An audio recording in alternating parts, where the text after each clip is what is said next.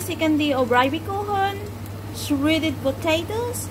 But today, iyan po guys, chicken fillet coated with cornflakes at saka side dish. Ito po yung Romana salad with tomatoes and mozzarella.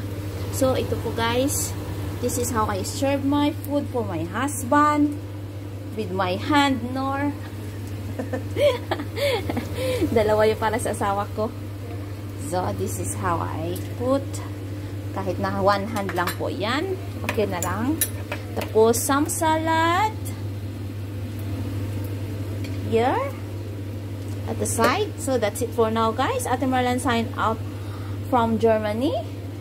So God bless us all at sana may makakain din kayo katulad ko. Thank you so much guys for watching. Sa hindi pa mga nakasubscribe, subscribe na po kayo. And thank you so much. God bless us all. Ate Marlan sign out from Germany. Love, love guys. Bye bye.